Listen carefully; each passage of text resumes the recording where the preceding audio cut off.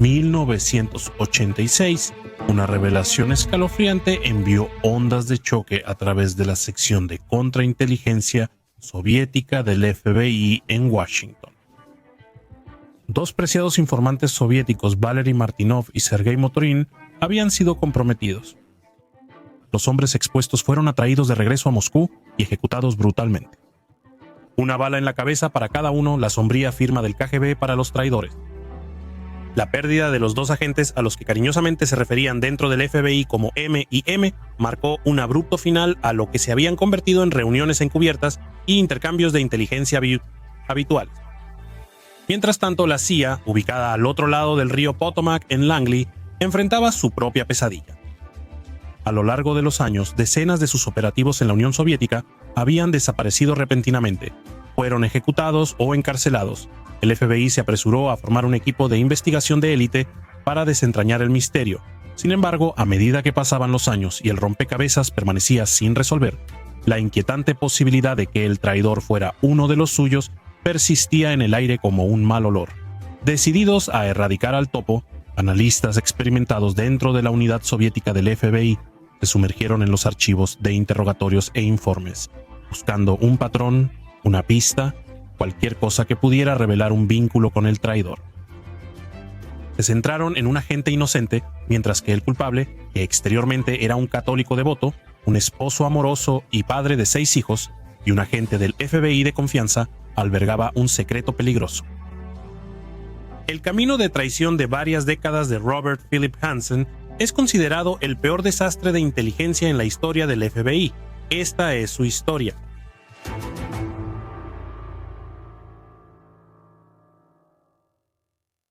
Gracias a todos por hacer clic en este video. Quiero agradecer especialmente a todos mis espectadores y suscriptores dedicados y los increíbles miembros y seguidores en mi página de Buy Me a Coffee. Su apoyo me motiva a seguir trayéndoles estas historias de espías. Si disfrutas este video, por favor, dale un me gusta y considera suscribirte para ayudarme a hacer crecer el canal. La vida comenzó para Robert Hansen el 18 de abril de 1944 en un suburbio de Chicago, cerca del aeropuerto O'Hare. Robert nació de Howard y Vivian Hansen. Eran quintesencialmente una familia estadounidense, de clase trabajadora, cristiana y a todas luces muy respetable. Howard había servido en la Marina durante la Segunda Guerra Mundial y continuó siendo un oficial de policía de carrera para el Departamento de Policía de Chicago. Su madre, como era tan común en la época, era ama de casa. Howard Hansen era un disciplinario estricto y frecuentemente imponía castigos severos a su joven hijo. Robert recordó ser enrollado en un viejo colchón de la Marina, atrapado y asustado, o ser girado hasta que se sintió enfermo. Castigos ostensiblemente destinados a endurecerlo. Howard era estricto y emocionalmente distante. Él menospreciaba a Robert, dejando una profunda huella en su mente. A pesar del duro trato de Howard, Robert creció con un complicado deseo de aprobación y orientación de su padre. Robert era hijo único y asistió a escuelas públicas. Mientras estaba en la escuela secundaria William Howard Taft, se hizo amigo de Jack Hoshawa, quien permanecería como su amigo más cercano por el resto de su vida. Ambos se graduaron juntos en 1962 y pasaban su tiempo libre corriendo los autos de sus padres por el vecindario y soñando con convertirse en pilotos de Fórmula 1. Después de la secundaria, Robert se inscribió en el Knox College en Galesburg, Illinois. Se especializó en química y, en una irónica premonición, también tomó clases de ruso. Howard quería que su hijo se convirtiera en médico, queriendo más para Robert que solo ser un policía. Robert trabajó en el Hospital Psiquiátrico Estatal en Chicago durante los veranos universitarios como terapeuta recreativo, convenciendo más tarde a su amigo Jack para que se uniera a él allí. Fue aquí donde Robert conoció a Bernadette Walk, conocida como Bonnie. Era una joven inteligente y hermosa de una devota familia católica romana, con estrechas afiliaciones a Opus Dei, una institución católica conservadora conocida por promover la creencia de que todos están llamados a la santidad, y que la vida ordinaria es un camino hacia la santidad. Bonnie nació y se crió en Park Ridge, un suburbio de lujo de Chicago, en una casa que valoraba la educación y el compromiso religioso. La pareja salía cuando Robert se graduó de la universidad en 1966, siguiendo los deseos vocacionales de su padre para él. Se inscribió en la Escuela de Odontología de la Universidad Northwestern, Mientras estudiaba odontología, Robert Hansen adquirió un apodo que lo seguiría por el resto de su vida. Se le llamaba el funerario por siempre vestir un traje oscuro y alquitrán, sin importar la ocasión. Era un sobrenombre que se adaptaba no solo a su elección de vestimenta, sino también a su personalidad y apariencia física. Con una altura de 6 pies y 3 pulgadas y caminando con un poco de cojera, rara vez socializaba con sus compañeros, prefiriendo almorzar con varias mujeres buscando compañía. Robert dejó la escuela de odontología luego de 2 años, atraído por una carrera más afín a la aplicación de la ley, como su padre. Bonnie y Robert continuaron su relación de manera intermitente mientras Robert estudiaba odontología y decidieron en 1968 casarse. Su boda estuvo a punto de cancelarse cuando, solo unas semanas antes, Bonnie recibió una perturbadora llamada telefónica de una mujer que afirmaba ser la novia de su prometido. Robert admitió haber engañado a su futura esposa, pero la pareja finalmente se reconcilió y decidió seguir adelante con la boda. Poco después de casarse, Robert se convirtió al catolicismo. No fue un simple cambio superficial. Se involucró profundamente en la fe, asistiendo regularmente a misa y convirtiéndose en un miembro dedicado del Opus Dei. Su devoción era tal que a menudo animaba a sus amigos y colegas a unirse a él en las reuniones de la iglesia. En sus primeros años de casados, Bonnie era maestra de primaria y Robert estudiaba una maestría en administración a tiempo parcial. Él también trabajaba para el Departamento de Policía de Chicago como investigador de asuntos internos en contabilidad forense, como su padre. Aunque Howard tenía sentimientos encontrados sobre que su hijo se uniera a la fuerza, le envió su arma de servicio como gesto de buena voluntad.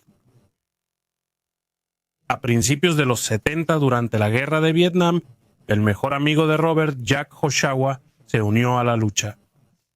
Por lo tanto, estuvieron separados por un tiempo, pero sus interacciones durante este periodo y después revelarían más tarde un elemento siniestro y voyeurista en la personalidad de Robert. Después de graduarse con su maestría en administración de empresas, Robert Hansen pronto puso su mira en cosas más grandes. A mediados de los 70 solicitó ingresar al FBI. El 12 de enero de 1976, Robert Hansen se convirtió en agente especial del FBI. Juró apoyar y defender la Constitución de los Estados Unidos contra todos los enemigos extranjeros y domésticos.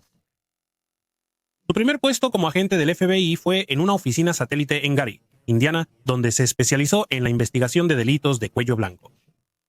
En 1978, demostró sus habilidades como contador forense y fue transferido a la oficina del FBI en Nueva York. Sin embargo, Hansen pronto encontró su trabajo aburrido y anhelaba algo más emocionante. En 1978, su deseo se hizo realidad al ser asignado a la División de Contrainteligencia Soviética en la oficina de Nueva York, donde se ocupaban de vigilancia, reclutamiento de espías y desmantelamiento de redes. Su tarea era crear una base de datos nacional automatizada de contrainteligencia para el FBI, utilizando sus conocimientos en contabilidad e informática. Este puesto le dio una visión integral del panorama del espionaje en Nueva York, un foco de actividades de espionaje del bloque soviético. Tenía acceso a la sala de archivos y pasaba horas estudiando casos de espionaje soviético, desarrollando una fascinación algo romantizada por el espionaje. Extremadamente conservador y anticomunista, casi a un nivel de caricatura. Robert Bob Hansen ascendía en la jerarquía burocrática. Sin embargo, debajo de esta apariencia de profesionalismo y práctica religiosa devota, Robert escondía secretos que no solo asombrarían a su familia, sino que también dejarían atónito al FBI. Al mudarse a Nueva York, trasladó a su familia compuesta por su esposa Bonnie y 3 hijos en ese momento a Scarsdale, condado de Westchester. Como hogar con un solo ingreso, el costo de vida era alto. Robert empezó a sentirse abrumado por los pagos de su hipoteca y el costo de enviar a sus hijos a escuelas católicas privadas. 5 meses en su nueva asignación en Nueva York, Robert Hansen optó por la traición. A 2 cuadras de la terminal Grand Central, en la ciudad de Nueva York, se encontraba un edificio de 22 pisos que albergaba a la Corporación de Comercio Amtorg. Esta era una agencia de exportación soviética y representación comercial responsable de negociar acuerdos entre la Unión Soviética y las empresas americanas. Esto era al menos su imagen pública. En realidad, servía como fachada para atraer a los spas del KGB y Dirección Principal de Inteligencia. Un día en 1979, Hansen entró por la puerta principal de Amtorg. Tomó el ascensor hasta sus oficinas y entregó una carta anónima a la inteligencia militar soviética. El dirección principal de inteligencia, aunque parecía bastante descarado, la decisión de Hansen de ofrecer sus servicios a los soviéticos. Fue calculado, sabía que no había vigilancia en la puerta principal de Amtorg y que, como tal, su visita clandestina permanecería en secreto. Al ofrecer sus servicios a los soviéticos, Hansen dijo más tarde que esperaba ganar un poco de dinero extra para complementar su bajo salario federal, pero planeaba dejar pronto el negocio de spa. Sin embargo, este primer paso hacia la traición marcaría el primero de 3 periodos distintos en la vida de Robert Hansen en los que espió para los soviéticos, ganándose cientos de miles de dólares, y en el proceso traicionando a sus colegas, agentes soviéticos en lugar de los Estados Unidos y a toda su nación. Los últimos años de la década de 1970 y la primera mitad de la década de 1980 fueron un periodo de tensión y conflicto intensificados entre los Estados Unidos y la Unión Soviética, una fase a menudo referida como la Segunda Guerra Fría. Esta era estuvo marcada por un fuerte aumento en la hostilidad y las tensiones crecientes entre las dos superpotencias. La invasión de Afganistán por parte de la Unión Soviética en 1979 puso fin a la detente, y la lucha de otras guerras por proxy en América Central y África sirvió para reavivar las rivalidades geopolíticas. Este fue con todo el contexto en el que Robert Hansen se encontró por primera vez como espía para Rusia. Durante este primer periodo de su espionaje, se cree que Hansen recibió alrededor de $21,000 de los rusos, duplicando efectivamente su salario anual del FBI. Durante este periodo, voluntariamente informó a la Dirección Principal de Inteligencia que el FBI había instalado micrófonos ocultos en un complejo residencial en Nueva York popular entre los funcionarios soviéticos. Su revelación más perjudicial durante este periodo fue, no obstante, al revelar la identidad de un informante clave de Estados Unidos, apodado Sombrero de Copa. Dmitry Polyakov era un general mayor en la Dirección Principal de Inteligencia que fue reclutado como espía por la CIA a mediados de los 60. Es probable que Polyakov también fuera comprometido por el agente doble de la CIA, Aldrich Ames, y finalmente fue juzgado y ejecutado por la Unión Soviética en 1986 por delitos de espionaje. No se necesitó un equipo de investigadores expertos para poner fin al primer periodo de Hansen como espía soviético. Fue su esposa Bonnie quien descubrió su traición una noche en 1980. Robert se retiró en secreto a su sótano para escribirle una carta a su manejador de la Dirección Principal de Inteligencia. Bonnie bajó las escaleras y lo vio trabajando. Lo confrontó sobre lo que estaba haciendo, dado su historial de infidelidad. Bonnie desconfiaba de su esposo con buenas razones. Robert negó tener un romance, pero cuando Bonnie miró la carta, admitió que vendía información a los rusos. Sin embargo, afirmó que les daba información falsa, por lo que no hacía daño. Por supuesto, esto estaba lejos de la verdad. Bonnie seguía incómoda con las acciones de su esposo. Le rogó que se detuviera y propuso que fueran con su sacerdote para recibir consejo. El sacerdote aconsejó a Hansen que dejara lo que hacía y se entregara al FBI de inmediato. Quizás después de considerar las repercusiones para Robert Hansen si hacía esto, el sacerdote aconsejó que lo que Robert debería hacer en su lugar era cortar todo contacto con los rusos y acordar nunca volver a hacerlo. También se le dijo que entregara sus ganancias mal habidas a la Madre Teresa.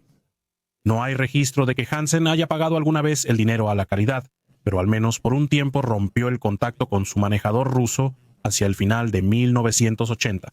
Así terminó el primer periodo de Robert Hansen como espía para Rusia. Durante los próximos 5 años, la vida de Bob Hansen pareció volver a una apariencia de normalidad, desprovisto de cualquier alta traición y correspondencia clandestina. Había sido promovido a supervisor en el FBI y finalmente estaba superando la hipoteca. Eso pesaba tanto en sus finanzas. Sin embargo, fue en 1985 que Hansen decidió restablecer contacto con los rusos. Aunque probablemente el dinero fue un factor en su decisión, se cree que su baja autoestima también jugó un papel. Tenía un deseo de reconocimiento que su posición en el FBI no le proporcionaba. Se consideraba a sí mismo el hombre más inteligente en cualquier sala en la que entraba y se frustraba al ver a otros siendo promovidos por delante de él. Su fascinación por el espionaje seguía creciendo. Incluso llevaba consigo una pistola Walter Police Pistole criminal, la misma que usaba James Bond. Bob Hanson restableció contacto con los rusos escribiendo una carta a un oficial de bajo nivel del KGB que vivía en Virginia del Norte, a quien sabía que no estaba siendo vigilado. Dentro de esta carta había otra dirigida al maestro espía del KGB, Víctor Chakashin, estacionado en la embajada soviética en Washington, para establecer su valor como espía y probar su autenticidad. Robert reveló en esta carta los nombres de 3 hombres rusos que habían sido reclutados como informantes por la inteligencia de Estados Unidos. Estos hombres eran Boris Uzan, Sergei Matoran y Valery Martinov. A cambio de toda la información que había proporcionado, Hansen solicitó un pago de $100,000 y estableció un plan para su relación de espionaje a largo plazo entre él y el KGB. Esto incluía pagos adicionales en diamantes en lugar de efectivo y su eventual exfiltración a Rusia. Como antes, Robert permaneció anónimo. El KGB no conocería la verdadera identidad de Hansen hasta muchos años después, conociéndolo solo por los nombres falsos que él mismo eligió, el más frecuente de los cuales era Raymond García Hansen. El espionaje era meticuloso, proporcionando instrucciones detalladas al KGB sobre cómo se comunicarían entre sí y ejecutarían intercambios de paquetes muertos. Implementó un sistema de señales utilizando cinta adhesiva blanca en ubicaciones específicas para que el espía y su manejador supieran cuándo los paquetes habían sido cargados en sus escondites. Sin embargo, su espionaje a veces pasaba de meticuloso a enrevesado, con el resultado de que en 1986 un paquete fue dejado para Hansen por su KGB debajo del rincón equivocado de un puente, en un parque, y Hansen no pudo localizarlo. A pesar de estos tropiezos, se estima que durante su segundo periodo de espionaje, Robert Hansen entregó más de 6,000 páginas de materiales clasificados y 26 CDs al KGB, lo que le valió hasta $500,000 estadounidenses. Como resultado de la traición de Hansen, Boris Yushin, un oficial del KGB asignado a los consulados soviéticos en San Francisco, fue enviado a una prisión siberiana donde permaneció durante 5 años hasta la caída de la Unión Soviética. Motorin y Martinov, o M y M, como eran conocidos por el FBI, fueron ambos llamados a Moscú, juzgados y finalmente ejecutados. Hansen no solo causó un gran costo humano, sino que también comprometió las operaciones de inteligencia ultrasecretas de Estados Unidos, desperdiciando millones de dólares y paralizando prácticamente la seguridad nacional del país. Una operación clave expuesta por Hansen al KGB se llamaba Sistema de Identificación de Vehículos o Sistema de Identificación de Vehículos. Mucho antes de que la tecnología de rastreo estuviera disponible para el público, el FBI había inventado un pequeño dispositivo de rastreo que podía ser adherido a los vehículos. Esto estaba destinado a eliminar a los oficiales de inteligencia rusos, pero fue inutilizado por Hansen. Otro esfuerzo del FBI arruinado por Hansen fue la Operación Monopolio. Este era un plan audaz que comenzó en 1977. Para cavar un túnel debajo del complejo diplomático soviético en Washington para instalar dispositivos de escucha. La operación fue costosa y complicada. Los trabajos de construcción se realizaban bajo la cobertura de la oscuridad y en secreto. Sin embargo, la operación fue mal planificada y mal ejecutada. No produjo ni un ápice de inteligencia valiosa. Para empeorar las cosas para el FBI, más tarde se descubrió que Hansen había comprometido el túnel durante su construcción, por lo que estaba destinado a fracasar desde el principio. Finalmente, y más crucialmente, Robert Hansen comprometió una de las operaciones más secretas. Él estaba al tanto de el plan de continuidad del gobierno. Esta iniciativa, instituida por primera vez durante la presidencia de Dwight D. Eisenhower en 1953, fue diseñada para garantizar la capacidad del gobierno de los Estados Unidos para continuar funcionando en caso de guerra nuclear. Esto incluía la reubicación del presidente de los Estados Unidos y otras figuras clave del gobierno a ubicaciones secretas repartidas por todo el país y sus pozos del Pacífico. En consecuencia, Bob Hansen entregó a los soviéticos la ventaja decisiva en caso de que la Guerra Fría se hubiera intensificado. Durante 6 años, Robert Hansen continuó vendiendo secretos a los soviéticos a cambio de grandes sumas de dinero y diamantes. No solo en su vida profesional Hansen era engañoso, su vida personal y familiar también era simplemente una farsa. Cuando Bob y Bonnie estaban en los primeros años de su matrimonio, el amigo de Robert, Jack Hossauer, se había ido a luchar a Vietnam. Un día, Jack recibió una carta de su amigo Bob. Dentro, Jack se sorprendió al encontrar una serie de fotos desnudas de Bonnie. Jack escribió a su amigo diciéndole que le envió las fotos por error. Bob Hansen respondió diciendo que esperaba que Jack disfrutara del pequeño estímulo moral enviado. Este fue el primero de una serie de actos de Robert Hansen en los que se revelaría como un voyeur y un exhibicionista. Después de que Jack regresó de Vietnam, estaba visitando a Bob en la casa familiar de Hansen en Virginia. Bonnie Hansen estaba en la ducha. Bob Hansen invitó a su amigo Jack a ver a su esposa desnuda en el baño. A pesar de la presión de sus pares, Jack se negó en esa ocasión. No pasó mucho tiempo después de eso que Robert Hansen comenzó a invitar a Jack a verlo ser íntimo con su esposa Bonnie. Eventualmente Jack cedió y se convirtió en un participante activo, espiando a través de la ventana del dormitorio desde la terraza trasera de la casa de la familia Hansen, después de que se volviera demasiado frío por la noche para que Jack observara desde su escondite afuera. Robert instaló una cámara oculta en su dormitorio para que Jack pudiera ver en un televisor en otra habitación. En los años 1990, Hansen también publicó historias eróticas sobre Bonnie en línea. Curiosamente, los publicó bajo su nombre real. Este tipo de comportamiento continuó durante años. Todo el tiempo Bonnie desconocía la indignidad a la que estaba siendo sometida por su esposo. A finales de los 1980, Robert Hansen también comenzó a frecuentar un club de striptease local llamado Joanna's 1819.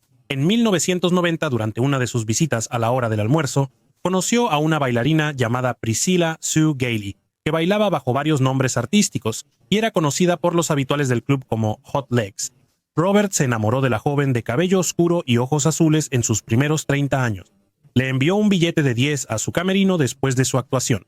Pronto se encontraron y comenzaron a charlar, y Robert le entregó su tarjeta de presentación. Le contó la historia de estar en el club para atrapar a Spears la segunda vez que se encontraron.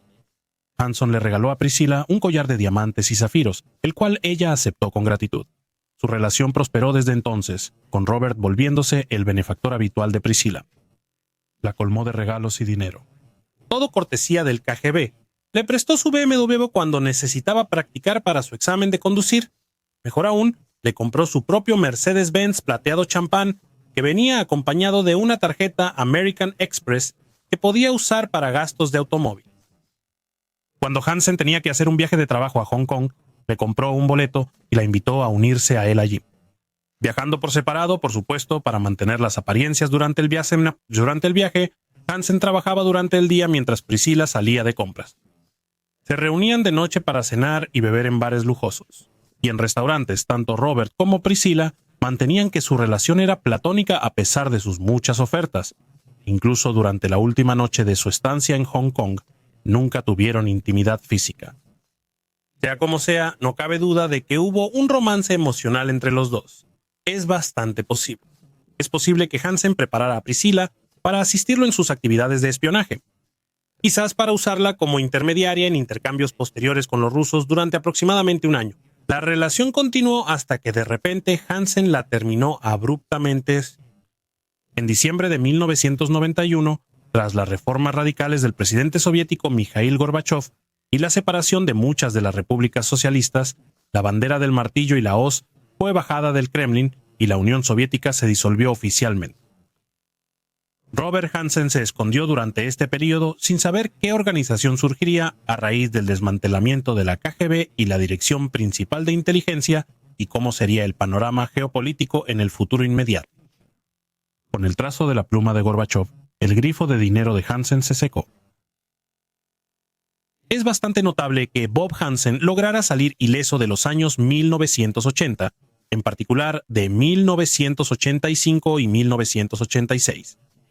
Años en los que se descubrieron y arrestaron a muchos agentes dobles de los Estados Unidos, y ya fuera John Walker de la Marina de los Estados Unidos, Larry Chin de la CIA o Ronald Pelton de la Agencia de Seguridad Nacional, la inteligencia de los Estados Unidos fue sacudida por escándalo tras escándalo a medida que cada espía era arrestado.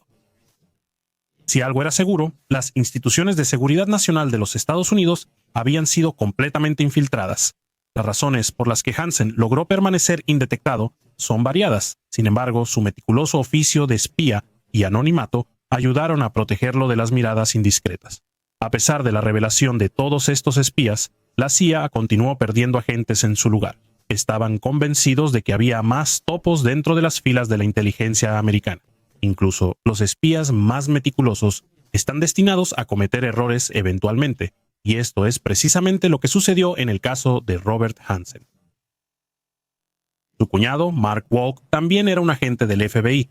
Mark se enteró de 3 piezas de información que, al ser trianguladas, comenzaron a despertar sus sospechas. Primero, en 1990, mientras asistía a una conferencia del FBI, le dijeron en confianza que había una caza de topos en marcha. Luego se enteró a través de su esposa que Bonnie Hansen había revelado que había encontrado $5,000 en efectivo escondidos en el cajón de calcetines de Robert. La tercera y última pista fue un comentario casual hecho por Robert sobre la posibilidad de retirarse a vivir en Polonia algún día, lo cual era bastante extraño considerando que Polonia estaba firmemente detrás de la cortina de hierro. Aunque hay versiones contradictorias de lo que sucedió exactamente después, Mark Walk sostiene que reveló toda esta información a su supervisor del FBI. Independientemente de si esto realmente sucedió, no se tomaron más acciones en ese momento. La carrera de Hansen continuó su trayectoria ascendente, que para 1991 lo vio promovido a jefe de unidad del FBI 2. Sin embargo, Hansen comenzó a actuar de manera errática.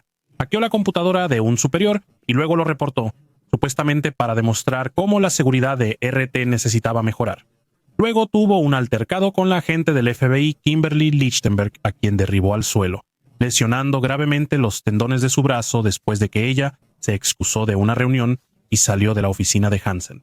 Aunque a Lichtenberg se le pagó una compensación laboral por sus lesiones, no se tomó ninguna acción disciplinaria significativa contra Hansen. Para julio de 1993, Hansen comenzó a tener problemas de flujo de efectivo. No trabajaba para los soviéticos desde hacía 18 meses y pedía dinero prestado a familiares.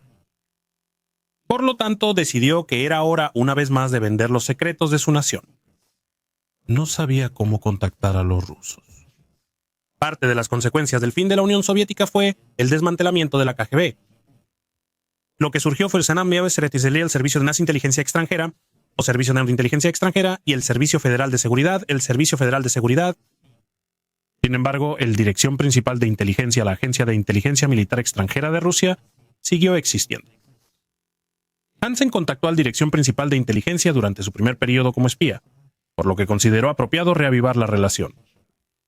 Su enfoque esta vez fue descuidado y arriesgado en comparación con sus enfoques cautelosos anteriores. Después de identificar a un oficial del Dirección Principal de Inteligencia como su objetivo, se acercó con descaro a él en un estacionamiento cercano a la vivienda del oficial. Hansen se identificó usando su alias Raymond García e intentó entregar un paquete. El oficial, sin tener idea de quién era el hombre, saltó a su coche y se alejó rápidamente. Informó de inmediato el incidente a sus superiores, se tomó como una provocación y se presentó una protesta ante el Departamento de Estado de los Estados Unidos. Cuando el FBI fue informado de que la persona se había descrito a sí misma como un agente del FBI descontento, la oficina realizó una investigación superficial que no llevó a ninguna parte, ya sea que Hansen se asustó por el incidente o simplemente no encontró otra oportunidad para hacer contacto. Desapareció durante los siguientes 6 años. A mediados de los años 90, las agencias de inteligencia de Estados Unidos seguían perdiendo muchos agentes y desperdiciando millones de dólares de los contribuyentes en operaciones clandestinas comprometidas. Todos sabían que, a pesar de la exposición de muchos agentes dobles, todavía tenían una fuga. El FBI se negó a mirar hacia adentro, asumiendo siempre que el problema estaba en otra organización. Estos anteojeras institucionalmente arraigadas servirían para causar más daño al FBI de lo que jamás podría darse cuenta. Mientras continuaba la búsqueda de otro topo, los investigadores se centraron casi exclusivamente en la CIA como la fuente de la filtración. La investigación finalmente llevaría al arresto y condena de Aldrich Ames, un agente de la CIA que trabajaba en su dirección de operaciones. Ames, un alcohólico cuya segunda esposa tenía gustos caros, se volvió hacia el KGB en 1985 para financiar un estilo de vida que su salario federal no podía pagar.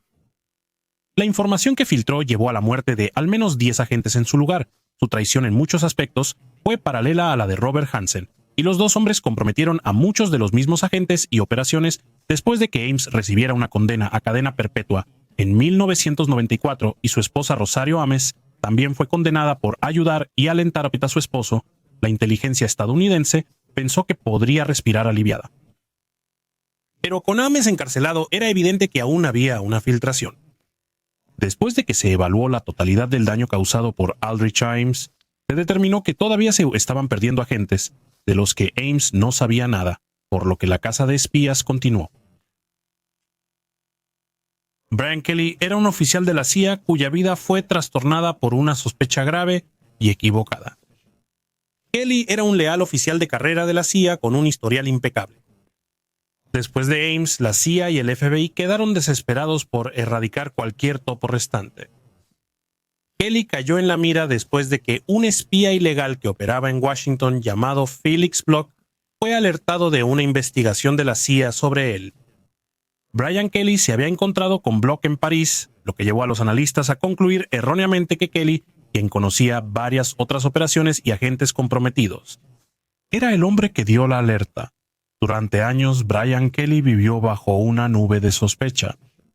Fue sometido a una intensa vigilancia y en 1999 tuvo que soportar una serie de interrogatorios agotadores. Fue suspendido de su posición en la CIA, su vida hogareña fue interrumpida. Su carrera se estancó y su reputación se empañó. El costo personal y profesional para Kelly fue inmenso e implacable. Sin embargo, Brian Kelly era inocente. El verdadero topo, como se descubrió después, era Robert Hansen. Irónicamente, Kelly vivía en la misma calle que Hansen y asistía a la misma iglesia. Mientras la CIA y el FBI se ocupaban persiguiendo sus propias colas, la estrella de un exoficial de la KGB estaba en ascensos. La ascensión de Vladimir Putin a la presidencia rusa en el año 2000 tuvo implicaciones de gran alcance en el ámbito de la inteligencia global. El liderazgo de Putin señaló un retorno a ciertas políticas de línea dura y un renovado énfasis en restaurar la influencia de Rusia en el escenario global. Fue contra este telón de fondo de dinámicas de poder cambiantes que Robert Hansen decidió que era hora de poner fin a su pausa de espionaje. Su primer paso fue buscar en el sistema de soporte de casos automatizado del FBI cualquier información que pudiera estar vinculada a él de alguna manera, desde sus direcciones anteriores, su nombre real y alias, hasta las ubicaciones de entrega ocultas que había utilizado. Lo buscó todo. Durante el transcurso de un año, buscó exhaustivamente en la base de datos del FBI 9 veces. Después de convencerse de que nada en los sistemas informáticos del FBI podía vincularse con él, logró entregar una carta a un oficial del Servicio de Inteligencia Extranjera, el sucesor del KGB. El 6 de octubre de 1999, Robert Hansen fue bienvenido de nuevo al redil. Los métodos de Hansen se caracterizaron por la misma meticulosa atención al detalle y astucia que antes. Aún usaba entregas secretas marcadas con cinta blanca, pero ahora en un nuevo lugar de señal en un poste eléctrico dentro de un barrio adinerado de Washington. Mientras tanto, la CIA y el FBI, aprovechando las consecuencias resultantes de la implosión de la Unión Soviética, emprendieron un programa masivo para reclutar a punta agentes del KGB que se encontraban sin trabajo. Con el nombre en clave de Buckler por el FBI y Racketeer por la CIA, las agencias estaban preparadas para ofrecer hasta $1 millón a potenciales oficiales ex-KGB para trabajar para la inteligencia estadounidense. Alexander Sherbakov, con el nombre en clave de Mr. Pym, fue uno de esos oficiales ex-KGB. Después de perder su trabajo, se dedicó a vender arte ruso. Fue atraído a Nueva York en junio del 2000 bajo el pretexto de reunirse con un comerciante de arte estadounidense. De hecho, el comerciante de arte era Bill Stout, un ex agente del FBI retirado que ayudó a reclutar al señor Pym. Tras el contacto inicial, los agentes del FBI Deborah Smith y Mark Rockford fueron asignados para reclutar al señor Pym. Después de persistentes esfuerzos y encuentros semi-hostiles, finalmente lograron un avance cuando Sherbakov reveló que tenía en su posesión una colección de cartas intercambiadas entre la KGB y un topo americano anónimo durante la Guerra Fría. Se había llevado el expediente consigo cuando dejó la KGB, anticipando que podría ser de valor para el postor adecuado. Finalmente, el FBI acordó con Sherbakov que él regresaría a Rusia y organizaría la entrega del expediente al FBI. A cambio, recibiría apoyo financiero y reasentamiento en los Estados Unidos bajo una identidad asumida. Eventualmente, el expediente llegó a la sede del FBI. Uno de los elementos contenidos en el paquete estaba envuelto en una bolsa de basura negra con una nota pegada que decía en ruso "no abrir". Sherbakov había advertido que no debería abrirse porque podría haber contenido huellas dactilares. El paquete fue enviado inmediatamente para pruebas forenses, pero pasarían semanas hasta que se devolvieran los resultados.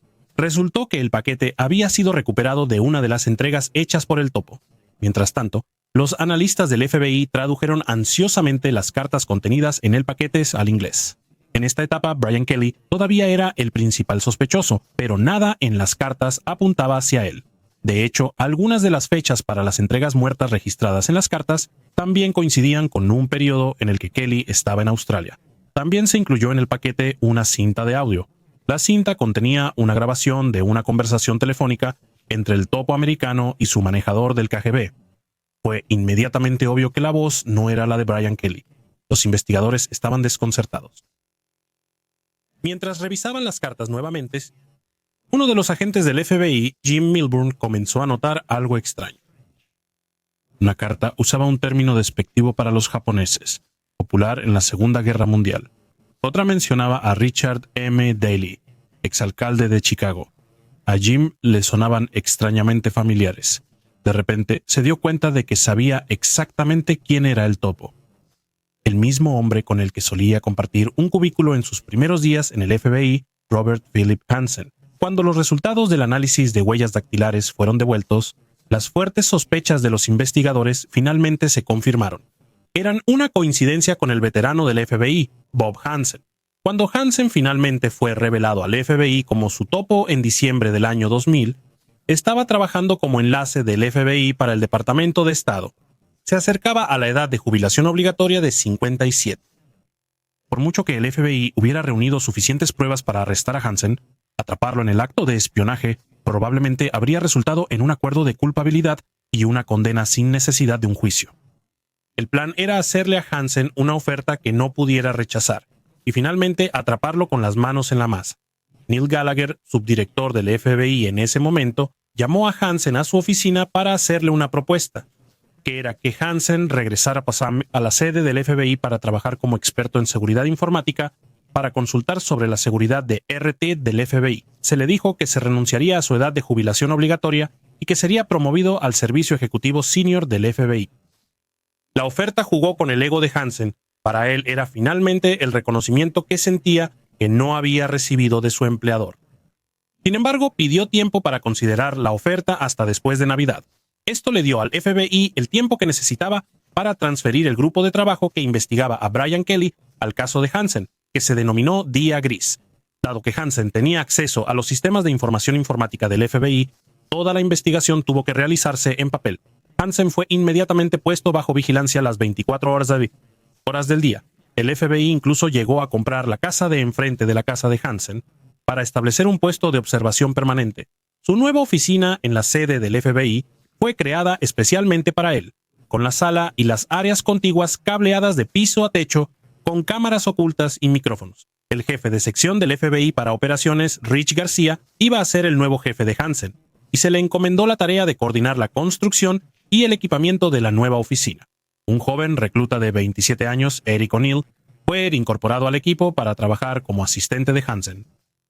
Era un estudiante de Derecho que durante los 5 años anteriores había sido miembro del grupo de vigilancia especial del FBI, que seguía a los objetivos de alto valor del FBI. También tenía experiencia en computadoras, lo que se alineaba con su tapadera como asistente de Hansen. Como parte de su nuevo rol, a Hansen también se le concedió un pase de estacionamiento.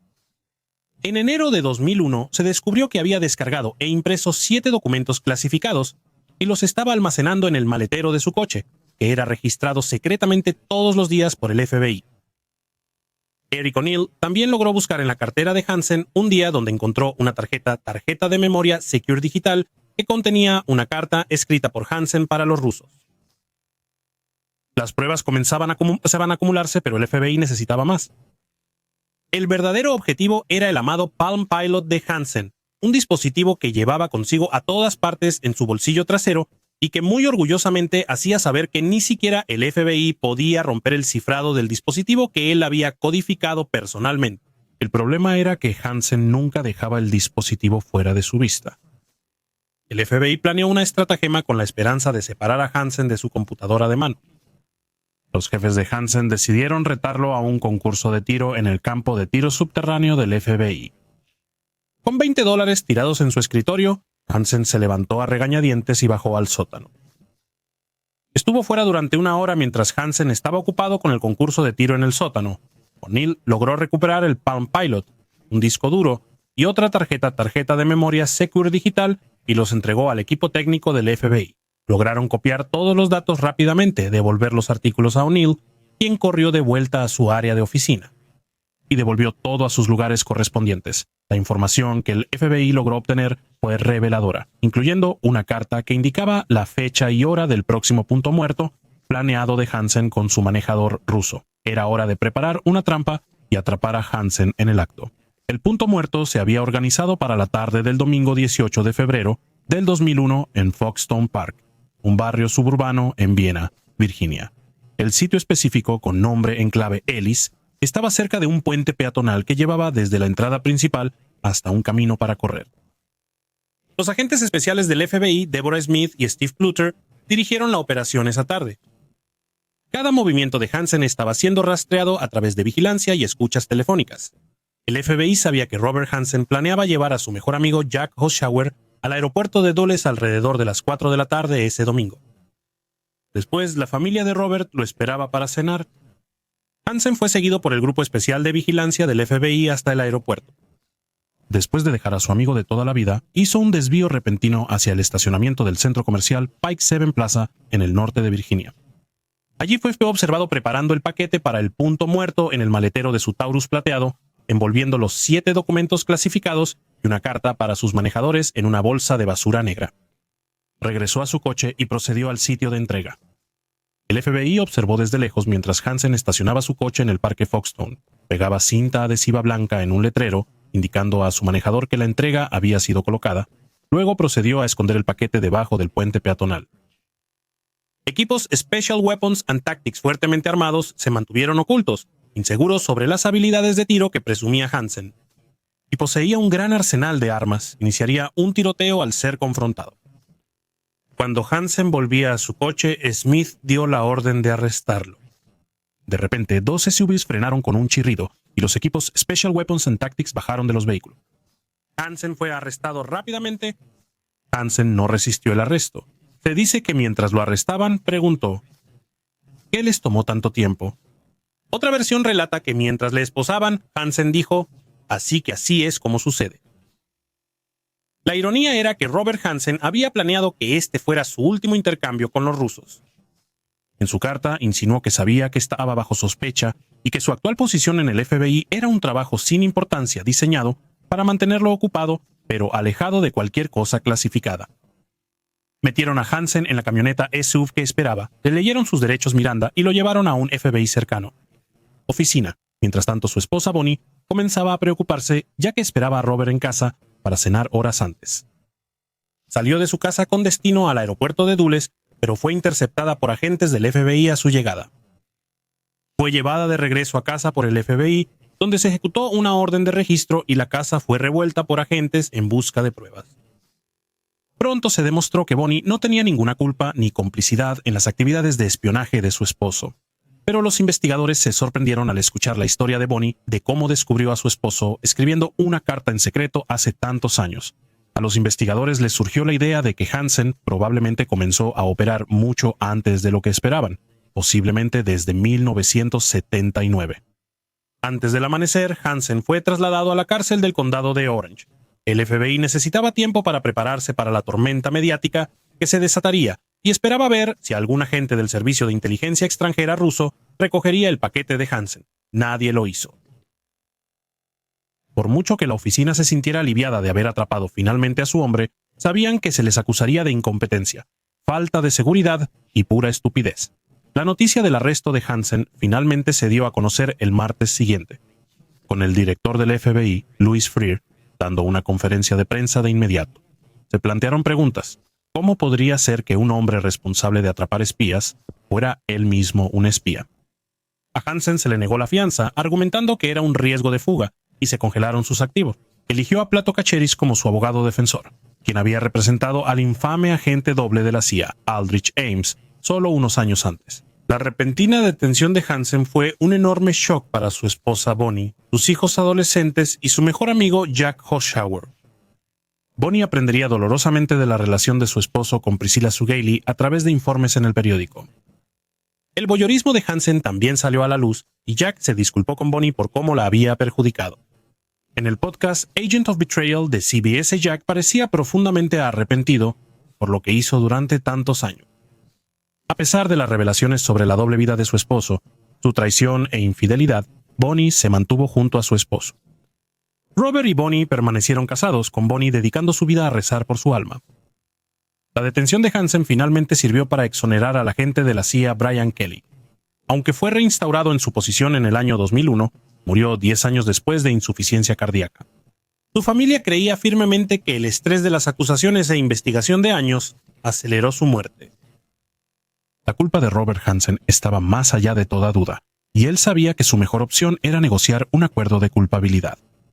Aunque ningún espía había sido ejecutado desde los Rosenberg después del final de la Segunda Guerra Mundial, en los Estados Unidos, la pena de muerte no estaba descartada dada la naturaleza y la magnitud del espionaje de Hansen. Después de un periodo de intensas negociaciones entre Cacheris y el fiscal principal Randy Bellows, Hansen se declaró culpable de 15 cargos de espionaje, intento de espionaje y conspiración.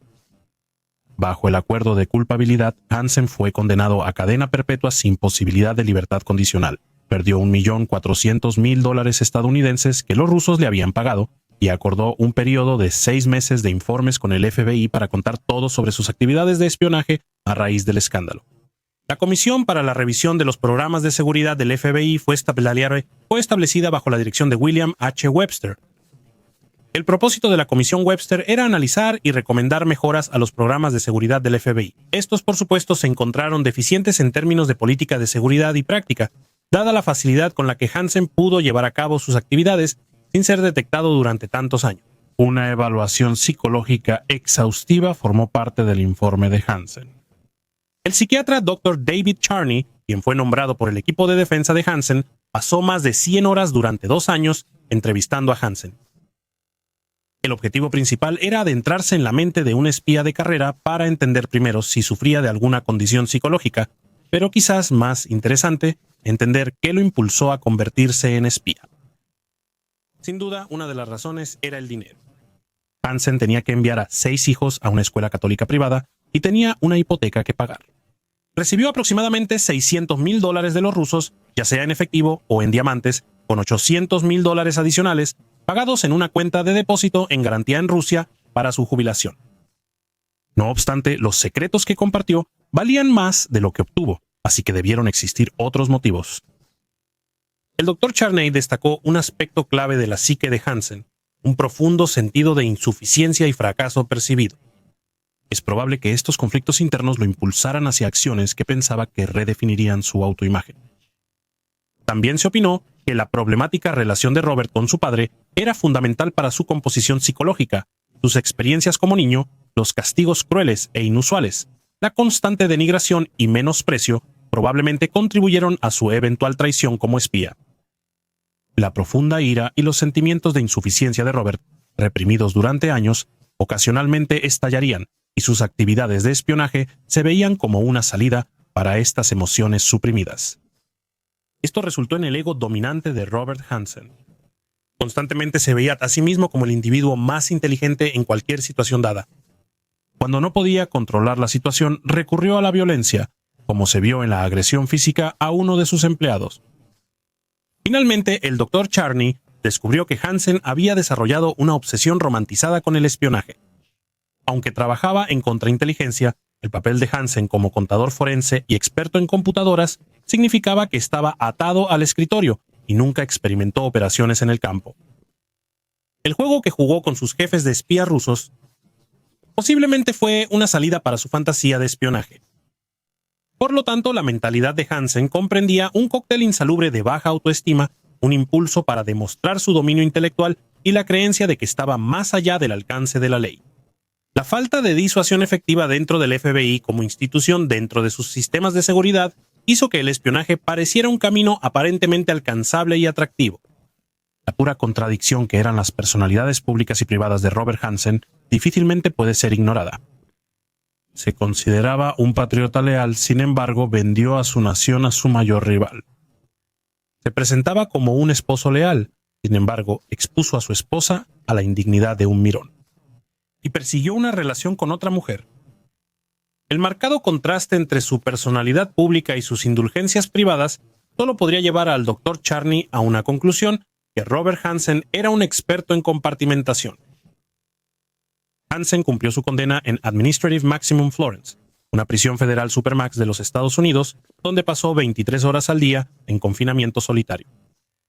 Vivía en una caja de concreto y dormía en una cama de concreto. Se le permitía 1 hora de ejercicio diario y pasaba el resto del tiempo leyendo libros de la pequeña biblioteca de la prisión. Estaba alojado entre algunos de los criminales violentos más notorios y peligrosos de América. Se podría decir que este destino era peor que morir. Las 2 décadas que pasó encarcelado afectaron su salud.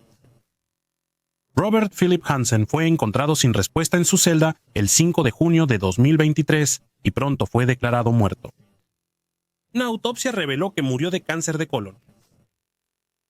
Siguiendo la recomendación de la Comisión Webster, el FBI implementó reformas generales a sus programas de seguridad, incluyendo la mejora de la educación en seguridad y la conciencia de mejorar la detección del uso inadecuado de la computadora y la compartimentación adecuada de los materiales clasificados. Ni una sola vez durante toda su carrera, Hansen fue sometido a una prueba de polígrafo. Aunque la eficacia de tales pruebas es discutible, ahora se requiere que los 500 mejores gerentes de la organización se sometan a pruebas regulares de polígrafo. La ley de Redmond dice que es una certeza actuarial que hay un espía en su organización. Si esto es algo a tener en cuenta. A pesar de estas reformas y las lecciones aprendidas de la historia de Robert Hansen, hay muchos otros en todo el mundo actualmente no detectados, vendiendo secretos al igual que Robert Hansen.